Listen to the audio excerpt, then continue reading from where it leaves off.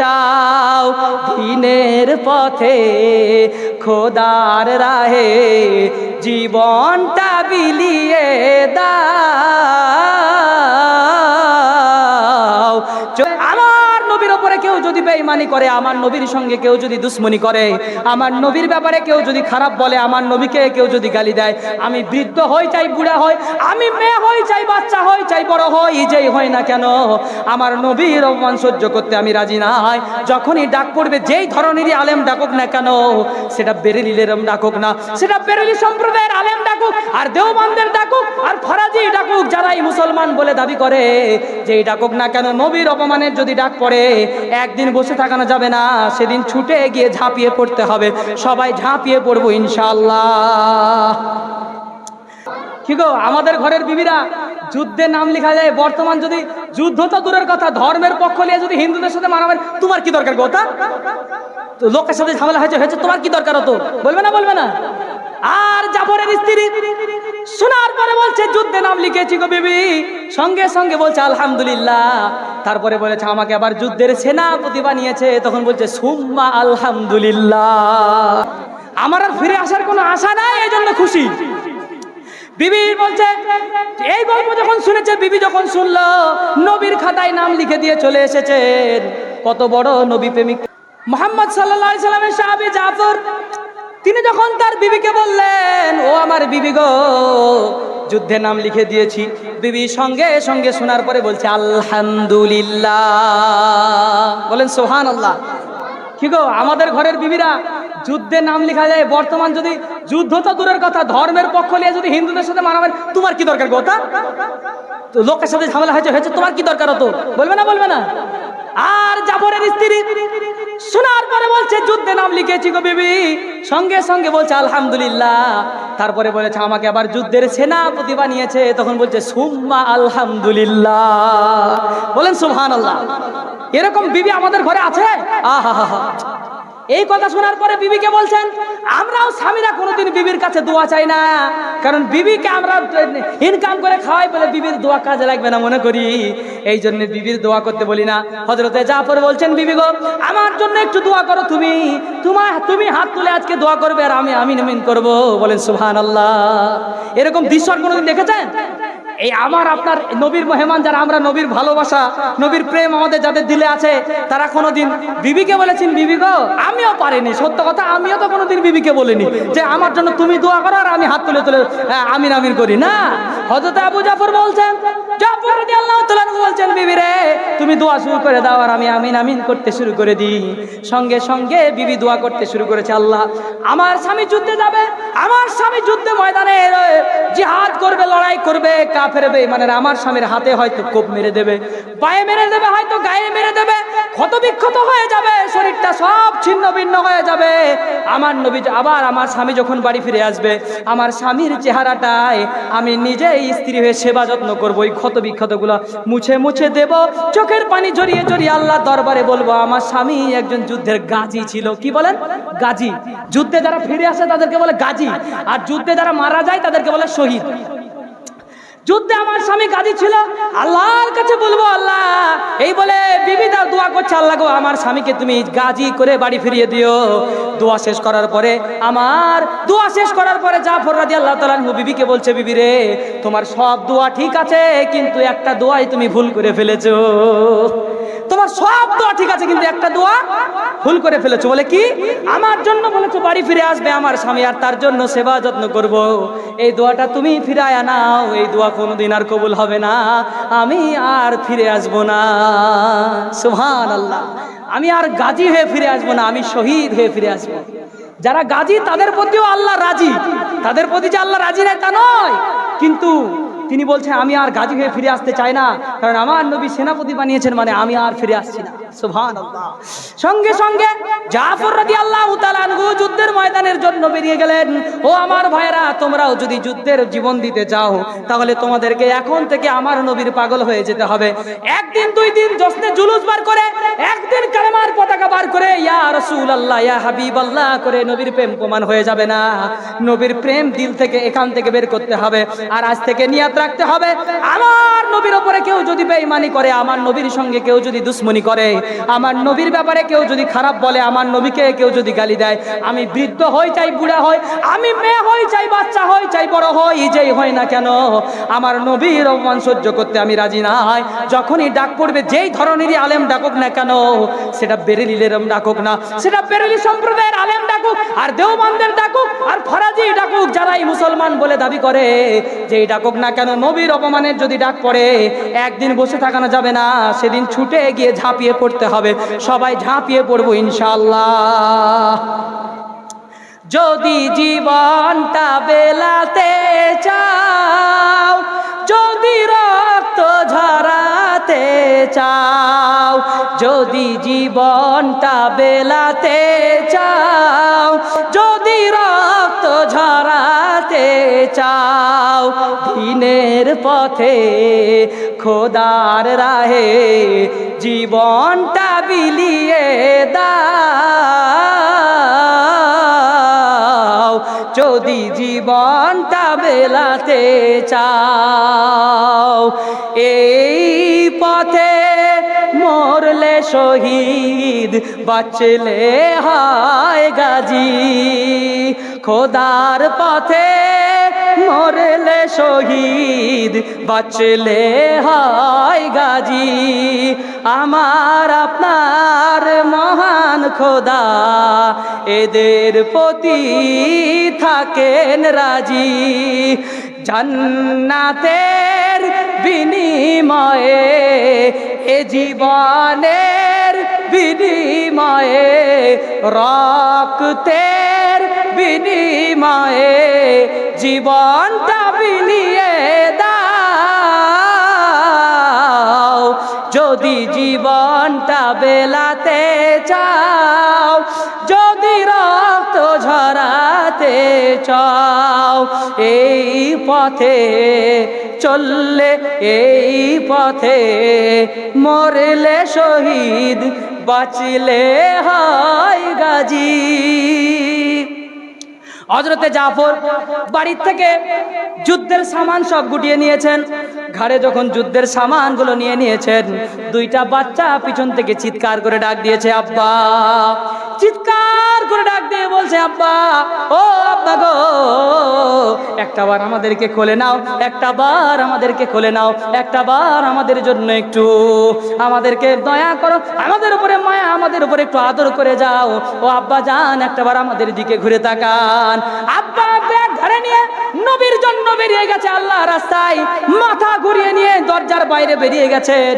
পিছন থেকে দুইটা বাচ্চা চিৎকার দিয়ে বলছে আব্বা, আমাদের জন্য একটু, আমাদেরকে একটু আদর করো, আমাদের জন্য একটু ঘুরে ফিরে তাকাও। সঙ্গে সঙ্গে আল্লাহর নবীর সাহাবীর ওই কোরআনের আয়াতের কথা মনে পড়ে গেল, কুল ইন কুনতুম তুহিব্বুনাল্লাহ ফাত্তাবিউনি ইউহিব্বুকুমুল্লাহ ওয়া ইয়াগফির লাকুম যুনুবাকুম ওয়াল্লাহু গফুরুর রহিম। বলেন আল্লাহু আকবার। আমার আল্লাহ কোরআনের আয়াতের কথা মনে পড়ে গেছে। আল্লাহ রাব্বুল আলামিন জানিয়ে দিয়েছেন, ও জাফর রে, তুমি স্মরণ করে নাও, যদি কোনোদিন নবীকে যদি তোমরা ভালো না বাসো, সর্বশ্রেষ্ঠ ভালোবাসা যদি নবীর জন্য না দিতে পারো, তাহলে তোমরা আল্লাহর ভালোবাসা পাবে না। অর্থাৎ সব চাইতে আমার নবীকে যদি না ভালোবাসতে পারো, আমার আল্লাহর ভালোবাসা পাওয়া যাবে না। এই জন্যই তো হাদিসে এসেছে, আহাব্বা ইলাইহি মিন ওয়ালিদিহি ওয়া ওয়ালাদিহি ওয়ান নাসি আজমাইন। এই হাদিসের কথা, নবীর কথা কেমন করে ভুলা যায়? আমার নবী বলছে, কেউ যদি বলে আমি নবীকে, কেউ যদি বলে আমি নবীকে সবচাইতে বেশি ভালোবাসি, কেউ যদি বলে আমি নবীকে সবচাইতে বেশি ভালোবাসি, সে যেন তার বিবির চাইতেও আমাকে বেশি ভালোবাসে, সে যেন তার বিবির চাইতে, তার সন্তানের চাইতে, তার 14 গোষ্ঠী, তার ব্যাংক ব্যালেন্স, টাকা পয়সা, সম্পদের চাইতে যতক্ষণ আমি নবীকে বেশি ভালোবাসতে না পারবে, ততক্ষণ আমি নবীর ভালোবাসা হবে না। এই জন্যে ও মুসলমান জাতি, আমার আপনার যদি নবীর পোশাক পরতে কষ্ট হয়, দাড়ি রাখতে কষ্ট হয়, টুপি দিতে কষ্ট হয়, যদি লজ্জা লজ্জা ভাব লাগে, তাহলে মেনে নিতে হবে তোমার নিজের প্রতি যত ভালোবাসা আছে, তোমার বডির প্রতি যত ভালোবাসা আছে, অত ভালোবাসা তোমার নবীর ওপর এখনো পয়দা হয়নি।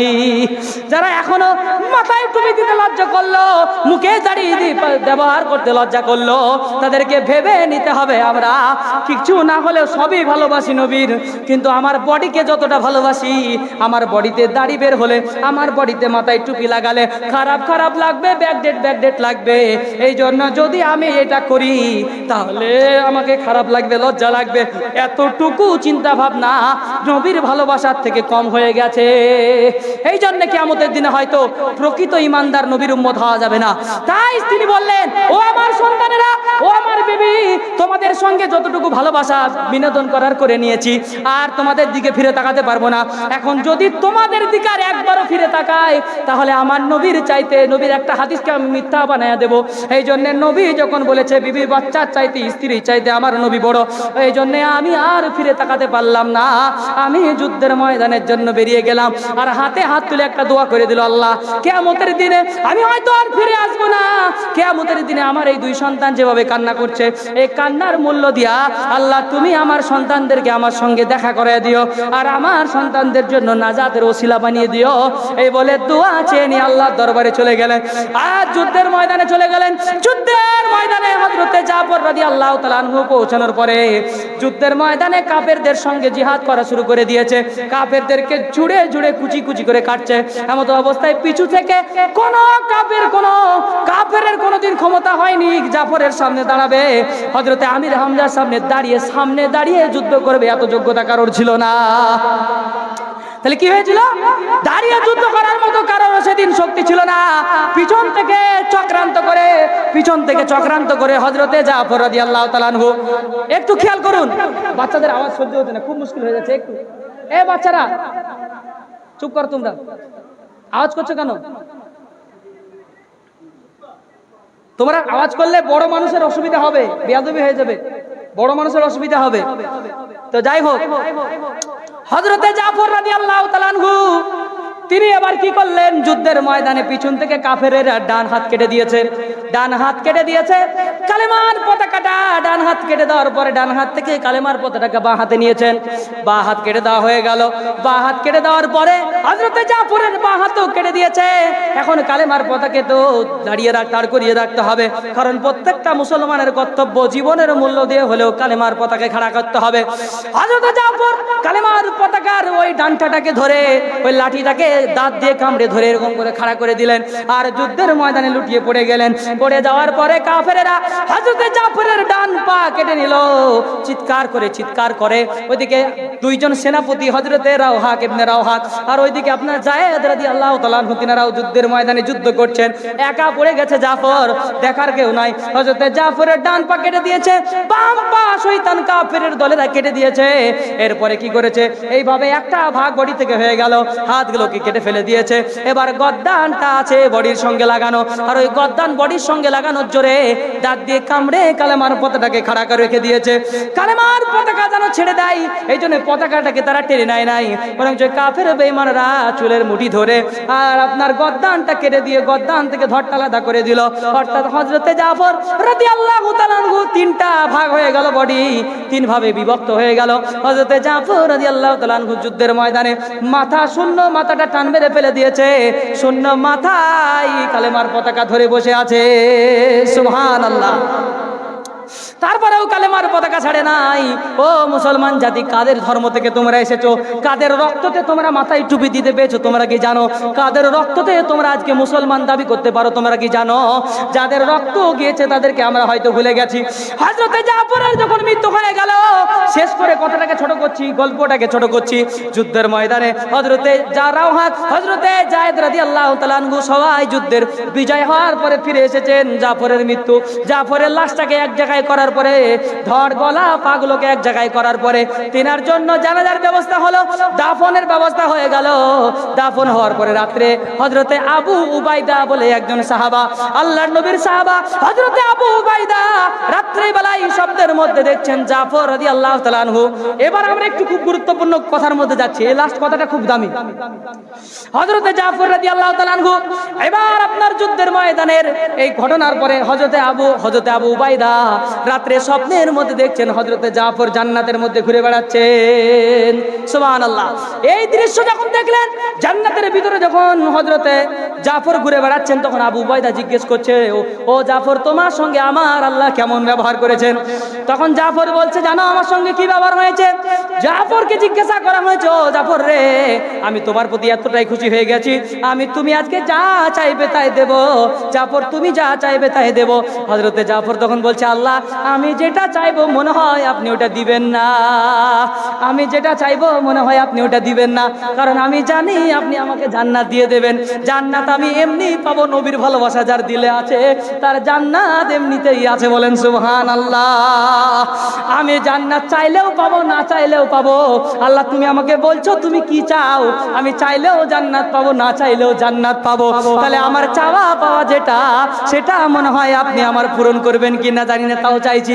সঙ্গে সঙ্গে জাফর বলে, আল্লাহ গো, আর একটা বার তোমার কাছে আমার জীবন ভিক্ষা চাই, আর একবার তুমি আমাকে জিন্দা করে দাও, আর একবার আমি নবীর দরবারে নবীর পিছনে ফজরের নামাজ পড়তে চাই। আর একবার নবী বলবে, কে যুদ্ধে মাথা কাটতে চাও, কে যুদ্ধে হাত কাটতে চাও, কে যুদ্ধে পা কাটতে চাও, কে নবীর আল্লাহর নবীর জন্য প্রেমের পাগল হয়ে, কে তোমরা ইসলামের জন্য জীবন দিতে চাও? এই জন্য আমার জীবন তো একটাই ছিল গো আল্লাহ, আর একবার আমার জীবন ভিক্ষা দাও, আর একবার জীবন ভিক্ষা দাও, আর একবার আমি দুনিয়ায় যেতে চাই, আর একবার আমার নবীর দরবারে নাম লিখাতে চাই। বলেন সুবহানাল্লাহ। আহা, কি ভালোবাসা, কি প্রেম। সঙ্গে সঙ্গে আরেকবার আমাকে এই যুক্তিটা আরেকবার দাও, কারণ আমাকে যখন আরেকবার নিয়ে যাওয়া হবে, আরেকবার আমি যুদ্ধের ময়দানে যাব, আবার আমার কাফেরেরা আমাকে ক্ষত বিক্ষত করে মারবে, আমার চোখ দুটো তুলে ফেলবে, আমার কানগুলো কেটে দেবে, আমার হাতগুলো কুচি কুচি করে কেটে দেবে, আমার পাগুলো কেটে দেবে।